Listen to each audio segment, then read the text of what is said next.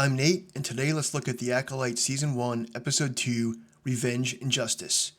In this episode, Jedi Master Sol, with Osha in tow, head to Olega to stop May from killing Jedi Master Torbin. Written by Jason McAuliffe and Charmaine DeGrate, Episode 2 was released on June 4th, 2024 on Disney+. The episode starts on the planet Olega, where May infiltrates a Jedi temple and finds Jedi Master Torbin, who we find out has been in a meditative state for over 10 years. She tries to kill him, but he has surrounded himself with a protective field through his Force powers. Jedi Master Sol and Osha head to Olega to intercept May and stop her from killing Torbin. They happen upon May's accomplice, who is an oddly aloof character that seemingly knows everything that is going on. He's so aloof, in fact, that I'm pretty sure he's smiley face bad guy. And I suspected this from the get-go, way before it is actually revealed in Episode 5. May has her aloof accomplice guy make a poison drink so she can give it to Torbin.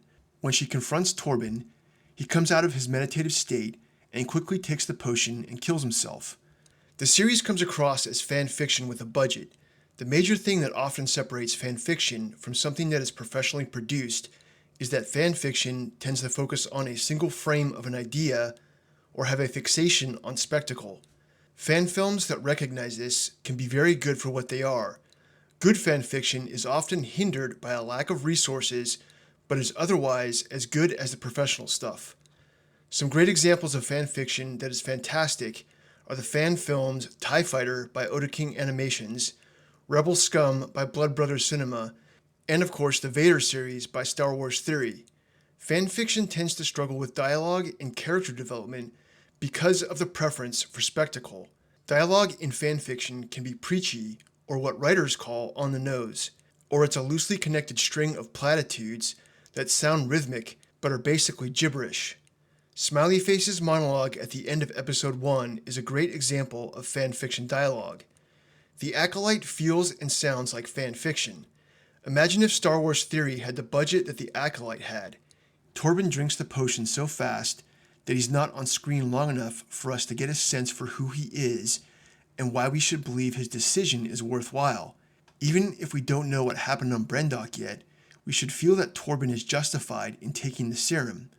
We should have some sort of emotional connection that makes us root for him to make this decision.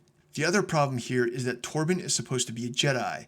Why would a Jedi kill himself over an incident that happened 16 years before?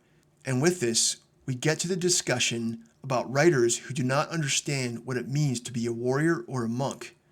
Call the Jedi what you want, but what they've always been are warrior monks. The series creators have noted that they relied heavily on Akira Kurosawa's films and his penchant for martial arts themes. Unfortunately, the series itself doesn't seem to know this. One of the themes that Kurosawa often relied upon, which was also a theme that George Lucas used strongly in his films and even in the Clone Wars, was the warrior who battled through the evil of the world to bring about moral change.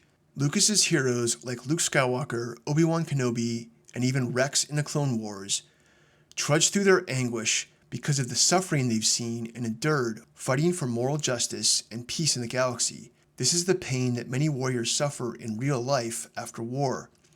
The concept that I'm talking about is what is referred to as moral injury. The best example of this is portrayed in the film American Sniper.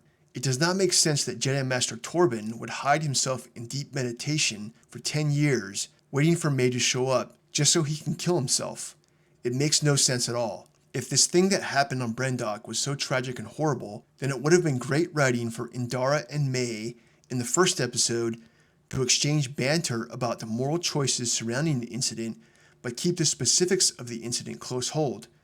And it would have been really great writing had Torbin been so bothered by his part in the incident that he either did the mental work to attain forgiveness, or he hadn't and was a mental mess and became a shadow of his former self.